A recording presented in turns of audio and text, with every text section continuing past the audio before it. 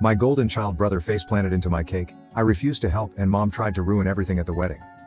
I am a 28-year-old woman from a middle-class family living in a small Midwestern town. My parents, Tom, 58M, and Linda, 56F, worked tirelessly to support us. Dad was a high school English teacher, while mom worked as a nurse in the local hospital. They instilled in us the principles of hard labor and humility, emphasizing that character is more important than material goods. Growing up, our home was simple but full of love. We had weekly game nights where we sat around our old scratch dining table and played board games. Mom would make her wonderful chocolate chip cookies, and Dad would tell us stories about his teaching days. Those nights are among my favorite childhood recollections. My older brother, Jake, 32M, and I were close as children. We'd spend hours building sophisticated Lego castles and exploring the woods behind our house. Jake was always the leader of our trips, and his imagination ran wild as he made up wonderful stories about the mythical animals who lived in our backyard. Jake started high school, and things began to change. He had always been brilliant, but it wasn't until his freshman year that he truly excelled academically. His teachers appreciated his intelligence, and he started winning awards in various academic competitions. I was proud of him, but I also felt a deepening shadow as Jake's accomplishments surpassed my own average performance. The real watershed moment occurred when Jake was given a scholarship to Mentor Academy, a prestigious private high school in the surrounding city. It was a great opportunity that our parents couldn't turn down. Despite the financial pressure of additional expenses not covered by the scholarship, they worked extra shifts and reduced spending to make it work. Jake felt as if he had entered another universe the instant he arrived at Meadowbrook. He made friends with children from wealthy homes, began using phrases we had never heard before, and expressed contempt for our modest existence. When he first brought home a buddy from school, I overheard him apologize for our quaint house. I recall feeling embarrassed and angry. This was our house, where we had created so many beautiful memories. As Jake's high school years continued, the gap between us widened. He rarely attended our family game nights anymore, stating he had too much schoolwork or plans with his new buddies. When he joined us, he made snide remarks about our provincial traditions. It pained to see the sibling I once admired transform into someone I scarcely knew. Despite Jake's adjustments, our parents continued to celebrate his achievements. They proudly told anybody who would listen about Jake's flawless grades, his role as debate team captain, and the prominent universities that were already interested in him. Meanwhile, my good average performance and involvement in the school chorus scarcely registered. I tried not to be bitter and focused on my own hobbies. I joined the school's baking club and developed a penchant for making delectable desserts. The kitchen became my safe haven, where I could express myself and be proud of my accomplishments. Mom would occasionally join me in the kitchen, and those moments were our particular bonding time. Jake was accepted to an Ivy League university on the East Coast after graduating high school. Our parents held a huge celebration the day his acceptance letter arrived. They invited the entire extended family, and Jake revealed his attention. I recall standing in the corner of our living room, watching the family fawn over Jake and feeling invisible. I stayed close to home during college, attending a state university only an hour away. I worked part-time at a local bakery to help pay for my education and provide for our family. Jake rarely returned home during his undergraduate years, stating he was too preoccupied with internships or networking opportunities. When he came to visit, he'd tell us about his significant connections and his college pals' affluent lifestyles. Jake was hired by a top consulting business in New York City after graduating from college. He moved into a beautiful Manhattan apartment, and his life became increasingly reminiscent of a glitzy TV program. Meanwhile, I began working full-time at the bakery where I had previously worked in college, gradually saving money with the goal of eventually opening my own. Fast forward to now, and I've finally realized my dream of creating my own modest bakery in our hometown. It's been open for a year, and while it's not making me wealthy, it's doing well enough to allow me to recruit 2 part-time employees and even assist our parents with some of their expenditures. Mom and Dad have been encouraging, frequently popping by to try new recipes or simply chat during slow afternoons. Jake, on the other hand, has continued to move up the corporate ladder. He's now a senior consultant who frequently brags on social media about his business class trips, elegant client dinners, and pricey watches. His travels home have become increasingly uncommon, and when he comes, he spends the majority of his time on his phone or whining about how there is nothing to do in our backwater town. Last month, our cousin Amy, 25F, married. Amy and I have always been close. She'd frequently join me in the kitchen during family gatherings, where we'd gossip while frosting cupcakes or kneading bread dough. When she requested me to bake her wedding cake, I was honored and spent weeks refining the design. The wedding was a family affair, conducted in the refurbished barn on Amy's fiance's family farm. It was a lovely, rustic event, with fairy lights hung over wooden beams and wildflowers in mason jars on each table. I arrived early to set up the cake and assist with any last-minute preparations. Jake arrived shortly before the ceremony, dressed in a costly designer suit that seemed absurdly out of place in the barn scene. Throughout the reception, he made loud remarks about how quaint and folksy the wedding was, his voice full of disdain. I witnessed Amy and her new husband's hurt expressions, but they were too polite to say anything. I tried to ignore Jake and focus on Amy's special day. But things took a turn when Jake drank too much. He began flirting aggressively with Sarah, 24F, one of the bridesmaids and Amy's greatest friend since childhood. Sarah was plainly uncomfortable and tried to discreetly excuse herself, but Jake didn't get the signal. Jake slipped and spilled his crimson wine on his pricey white dress shirt and suit jacket. He began creating a commotion, loudly screaming about the cost of the outfit and asking that someone clean it for him. People were staring, and I noticed Amy looking distraught on what was meant to be her beautiful day. Part of me wanted to help Jake, to keep him from exposing himself further and spoiling Amy's wedding, but another part of me believed he deserved to face the consequences of his actions for once. So I remained where I was, pretending to ignore the hubbub. Jake tried to approach Sarah again, and things escalated. He tripped and fell face first into the wedding cake, a 3-tiered masterpiece I had worked on for weeks. The entire room became silent. Jake was coated in cake and icing, looking really foolish in his destroyed fancy suit. He peered around the room, his gaze falling on me. I could see a wordless plea for help in his eyes, a glimpse of the brother I used to know peering through his drunken stupor. But I turned away, leaving him to cope with the catastrophe he caused. Our parents went to Jake's rescue, pulling him up and swiftly leading him out of the reception area. I stayed behind to help Amy and her new husband salvage what was left of their wedding reception. We were able to preserve the bottom tier of the cake, and Amy was gracious enough to joke about the situation, saying it would make for a memorable wedding story. But as I watched Amy bite into what remained of the cake I had put my heart into, I couldn't help but feel a range of emotions: rage at Jake's behavior, guilt for not assisting him, and profound grief for how far away we had drifted. Am I a jerk for not assisting my brother in his moment of humiliation, despite the fact that he has been annoying me for years? Should I have set aside my hatred and intervened to assist him, or was it appropriate to let him suffer the consequences of his conduct for once? Update 1. Amy's wedding took place approximately a month ago, and a lot has happened since then. I thought I'd give you an update on Jake's situation and how things have progressed in our family. I awoke the day after the wedding to a torrent of angry texts from Jake. He accused me of abandoning him and made him appear foolish. Some of his texts were hardly comprehensible, consisting of drunken typos and furious allegations. I didn't answer any of them, figuring that it was best to let him calm down before engaging in any kind of discourse. Later that day, I got a call from our parents. Mom was in tears, and Dad's voice was full of sadness. They chastised me for not assisting Jake, stating I should have set my sentiments aside and aided my brother in his hour of need. I tried to explain my side of the story, but they were too concerned with Jake's disgrace to listen. The call ended with Mom sobbing and Dad telling me I needed to apologize to Jake. I spent the following several days in a whirl of contradictory feelings. On the one hand, I felt bad for not assisting Jake. Despite everything, he was still my brother. On the other hand, I was outraged. Angry at Jake for his behavior, angry at my parents for always siding with him, and angry at myself for still worrying what others thought. A week after the wedding, our grandma, Nana Rose, 75F, asked the entire family to Sunday dinner. Nana Rose has always served as our family's matriarch, the voice of reason in every quarrel. She lives in the ancient farmhouse where my father grew up, which has always felt more like home to me than our own house. I was scared to go because I knew Jake would be there, but I couldn't refuse Nana Rose. As I drove up Nana's meandering driveway, I was brought back to childhood summers spent running around her vegetable garden, helping her make strawberry jam, and listening to her tell stories about our family's past. Nana Rose was the one who taught me how to bake, tenderly guiding my young hands as we kneaded bread dough together. The evening started quite tense. Jake refused to look at me, and our parents ignored me, but Nana Rose, bless her heart, was having none of it. After the main course, her famous pot roast, which reminds me of comfortable Sunday dinners, she cleared her throat and addressed the elephant in the room. "Now I've heard about what happened at Amy's wedding," she said, her tone firm yet sympathetic. "And I think it's high time we had a family discussion about respect and humility." What followed was an hour-long talk in which Nana Rose carefully addressed the difficulties in our family dynamic. She discussed how Jake's actions had been tolerated for years, how our parents' favoritism had caused a schism among siblings, and how my bitterness had grown over time. She reminded us of the ideals that our grandfather, who died 5 years ago, had always attempted to inculcate in us. Grandpa had been a farmer with few words but much wisdom. He once said, "A family is like a garden. You reap what you sow, and if you don't tend to all the plants equally, some will wither while others overgrow." To my astonishment, Jake did not interject or attempt to defend himself. He sat there, appearing more modest than I had seen him in years. When Nana Rose finished speaking, Jake did something unexpected. He apologized. "I'm sorry," he muttered, his voice barely audible. "I've been a real jerk, haven't I?" The room went silent for a moment before I found my voice. "Yeah, you have," I said, but without the rage I had been harboring for so long.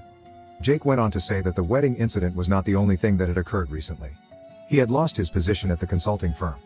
Apparently, His behavior at work was as arrogant as it was at home, and his employer had had enough. He stated that he had overcompensated during the wedding in order to maintain the idea of success. As Jake talked, I saw my brother again, not the arrogant, condescending guy he'd grown into, but the vulnerable, uncertain person beneath. He spoke of feeling adrift, the pressure he put on himself to succeed, and how hollow his accomplishments felt. Our parents, to their credit, apologized for allowing Jake's actions. Mom, tears in her eyes, revealed that she had pushed Jake so hard because she wanted him to have the possibilities she had not had. Dad admitted that he favored Jake because he resembled himself at that age, ambitious and anxious to put small-town life behind. As for myself, I admit that I could have handled the wedding situation better. While I didn't regret not rushing to Jake's rescue right once, I realized that my hesitation was fueled by years of pent-up animosity. By the conclusion of the night, I felt as if a weight had been lifted. We didn't get everything resolved in one dinner, but it was a start. Jake asked if he may come by my bakery sometime and see what I had constructed. I agreed, but warily.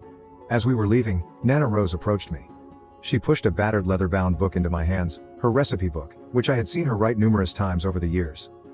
"I think you'll make better use of this than I will now," she added with a wink. "And remember, family is like bread dough. Sometimes you need to let it rest, but you always come back to knead it with love." It's been a few weeks since that supper, and things have changed. Not great, but different. Jake has made an attempt to be less arrogant, and our parents have been more concerned with treating us equally. Jake has begun to come to the bakery not only to visit, but also to help. He's bad at baking, but he's trying, which means more to me than words can explain. I'm trying to let go of some past resentments. It's not easy. Years of feeling second best don't go away overnight, but I'm working on it day by day. I know we still have a long way to go, but for the first time in years, I am optimistic about my connection with my brother, my home, and our family. I'll keep you all updated as things go. Update 2. It's been another 2 months since my last post, and I wanted to share the progress our family has achieved, as well as some new obstacles that have occurred. Following our family supper at Nana Rose's, Jake and I began to restore our friendship. He's been coming to the bakery on a regular basis, not just to visit, but also to assist out. It began as a disaster. He almost wrecked a batch of croissants and managed to get flour into places I had no idea existed in my kitchen. But he's been persistent, and I must confess, it's been lovely having him around. One day, as we were closing up the bakery, Jake admitted that he had always envied my ability to make something solid with my hands. "All those years in consulting," he explained, "and I never got to see or taste the consequences of my efforts. But here, every day, you create something real that makes people happy." That chat inspired us to establish a new tradition of Sunday brunches in which we take turns cooking for each other. Last Sunday, Jake tried to make cinnamon rolls from scratch. They were humorously uneven and little overdone, but the effort meant more to me than any expensive gift he could have purchased in his previous life. Jake has also been volunteering at the local community center, where he teaches basic computer skills to elderly. It's been great to see him use his knowledge to help others without expecting any recognition or return. He informed me that working with the elders has given him a fresh perspective on what is actually essential in life. Our parents have also been making attempts. Mom has been increasingly interested in my bakery, even asking for baking lessons. Dad, who was usually distant, has been trying to connect with both of us equally. He's been assisting me with business planning for the bakery and brainstorming ideas with Jake for potential new career pathways. However, just as our relationship was improving, a new difficulty developed. Our parents, particularly our mother, appeared to be struggling with the shift in family dynamics. About a month ago, we held another family meal, this time at our parents' home. Jake and I arrived together, chatting amicably about a funny event at my bakery involving a mix-up of salt and sugar in a batch of cookies. I sensed something was up with Mom from the moment we came in. She appeared stiff, her smile a little forced as she greeted us. Throughout dinner, Mom kept bringing up Jake's previous employment, asking if he had heard back from any of his important connections. Mom's face sank as Jake respectfully diverted the subject, talking instead of his volunteer work. I could sense disappointment in her eyes, which made me uneasy. Mom called me away into the living room after dinner, while Jake was helping Dad with the dishes, which was another new development. The room was adorned with framed images of our family, and I couldn't help but note how many of them celebrated Jake's accomplishments. High school graduation, college admittance, and first job offer. It was like a temple to his previous achievements. "Emma, don't you think you should be encouraging Jake to get back into the corporate world?" she remarked quietly. "All this bakery talk and volunteer work. It's not really suitable for someone of his caliber, is it?" I was shocked. "Mom, Jake seems happier now than he has in years," I told her. "Isn't that what's important?" Mom shook her head, her gaze drawn to a photo of Jake in his fancy outfit taken a few years ago. "But he had a very promising career. All that schooling, all those opportunities. It all feels so pointless." I attempted to explain that Jake was finding fulfillment on his new route and that he was becoming a better person, but Mom wouldn't listen. She seemed intent on Jake returning to his high-flying corporate career. This chat made me realize a frightening reality.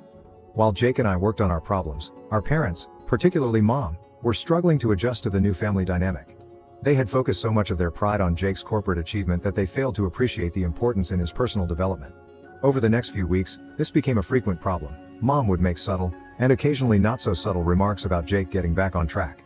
She'd email him job advertisements for corporate opportunities and discuss connections she could make for him. A particularly heated occasion occurred during a family cookout.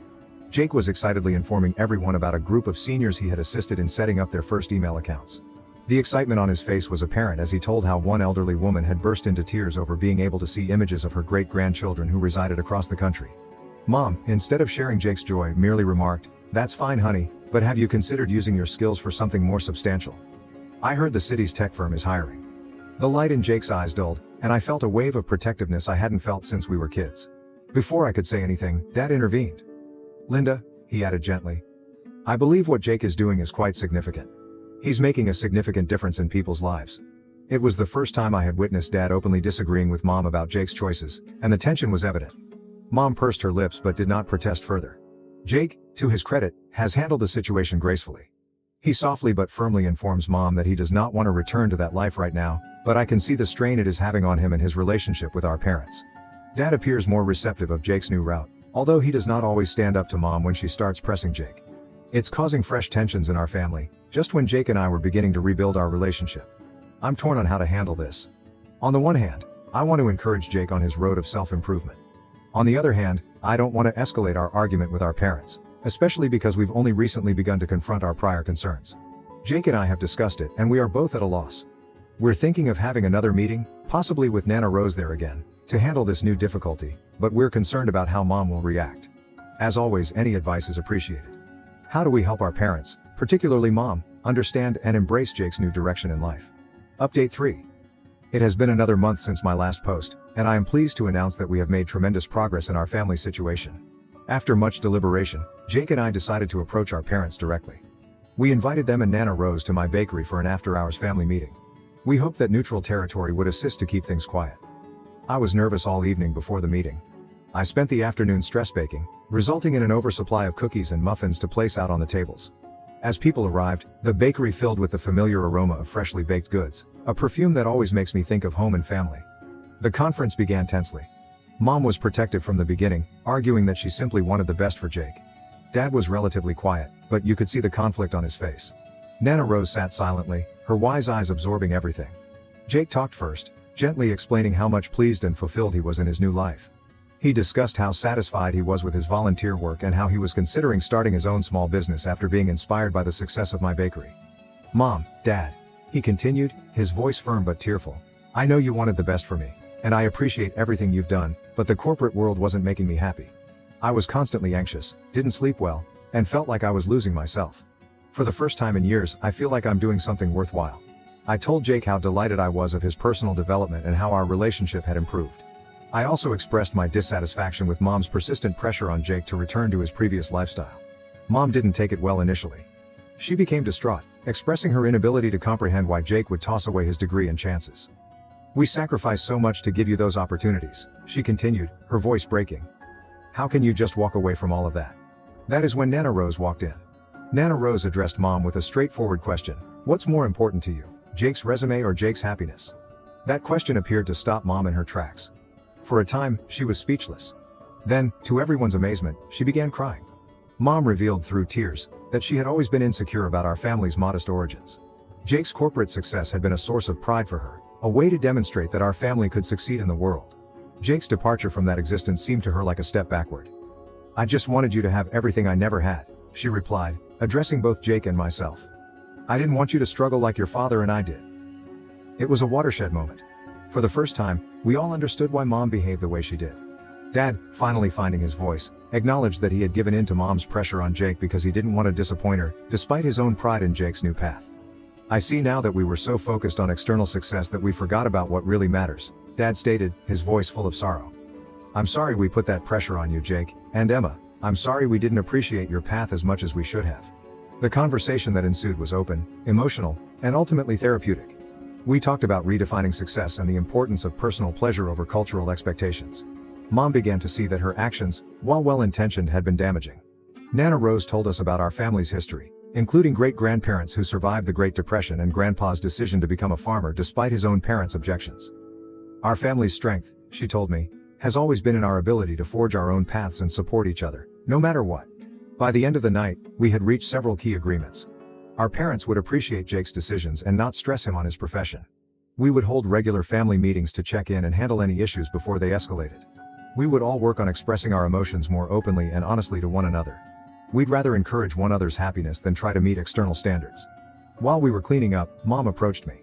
She grabbed one of the cookies I had cooked earlier and took a nibble. "These are wonderful, Emma," she replied softly. "I'm sorry I didn't appreciate your talent as much as I should. Are you willing to teach me how to create these?" This simple request seemed like the start of a new chapter in our relationship. Things have greatly improved in the weeks since that meeting. Mom has ceased sending Jake job postings and has even expressed an interest in his charity activities. Last week, she stunned everyone by asking Jake to teach her basic computer skills, exactly like he does in his community center lessons. Dad has become more vocal about his support for both Jake and myself. He's been assisting me with some business planning for my bakery and brainstorming ideas with Jake about his potential new business endeavor. As for Jake and me, our bond is only getting stronger. Our Sunday brunches have become the highlight of my week. Last Sunday, Jake attempted to make a pie from scratch using one of Nana Rose's old recipes. The crust was a little tough, and the inside was runny, but we laughed together while eating it, planning his next baking attempt. There are certainly tensions and old patterns that creep in from time to time, but instead of allowing them to fester, we discuss them honestly and work them out together. I know we still have work to do, but I'm so pleased with how far we've gone as a family. Jake's embarrassing event at Amy's wedding, as unpleasant as it was, proved to be the trigger for significant positive change in our lives. Thank you all for your encouragement and wisdom along this trip. Your perspectives helped me navigate these difficult family relationships. While we are not perfect, we are learning and growing together, which is what truly matters. Thank you for watching. If you haven't subscribed yet, please do so and hit the notification bell to stay updated with more shocking real-life stories happening around you.